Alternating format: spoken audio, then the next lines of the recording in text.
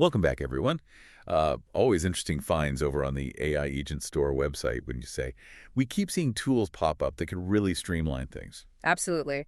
And today, there's one that seems particularly interesting for anyone who, well, spends a lot of time staring at a command prompt. You're talking about the Gemini CLI, right? We've Ah, been looking into this thing. exactly. It's an open source command line agent. Basically, it puts Google's Gemini 2.5 Pro right there in your terminal. So bringing that AI power directly into that, familiar command line environment. Precisely. And it's not just for one type of user. We're talking software developers, DevOps folks, AI researchers, automation engineers, even technical writers could get a lot out of it. For things like coding, research, content, task automation too. Yeah, all of that. It's designed to be pretty versatile. Okay, that scope is interesting. But let's dig into the technical side a bit.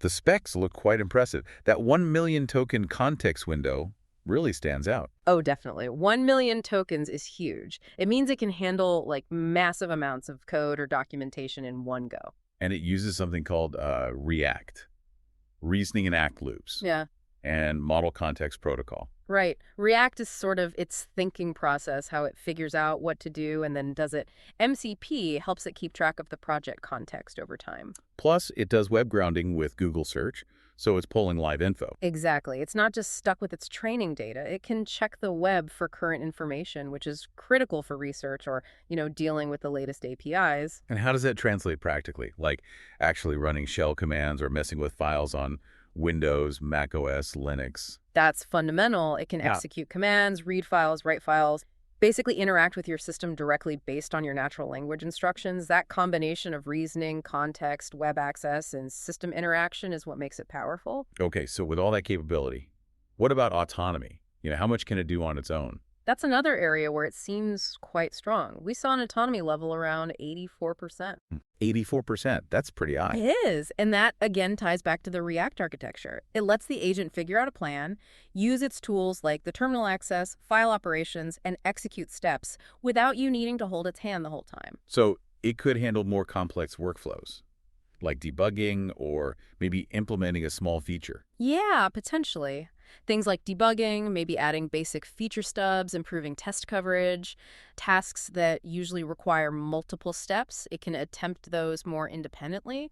Think of it less like a simple tool and more like an assistant developer in your terminal. An assistant developer. I like that framing. Yeah. So let's talk concrete examples then. What are some key use cases where this thing really shines?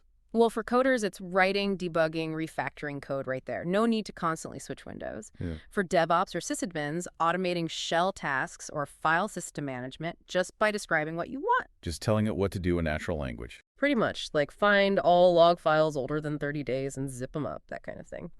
Also, doing research that needs up-to-date info thanks to the web grounding. Okay. Generating multimodal content too, potentially, and embedding it into existing command line workflows or even CI/CD scripts for automated builds and deployments.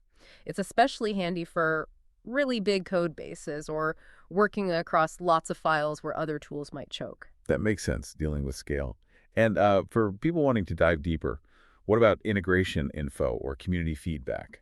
Yeah, the sources indicated there's quite a bit of integration research available from verified sources too, details on how to actually implement it, what others have experienced. Both good and bad. Right, the positive feedback and also any challenges people have run into. It gives you a decent picture. Good to know. And what about actually getting it? Is it accessible? Seems quite accessible right now. It's currently free during its preview period. 3, okay. Any limits? Pretty generous limits, actually. 60 requests per minute and up to 1,000 per day. So plenty for most development tasks. Plus, it's open source. Open source is always good. You can see the code, maybe even contribute. Exactly. And its popularity is apparently around 68%. Seems like it's gaining traction, especially in those core DevOps, and AI research areas. Okay, 68% is solid. Shows it's finding an audience. Definitely. So maybe the thing to think about is, how could having this kind of capable autonomous AI agent right in your terminal change your day-to-day?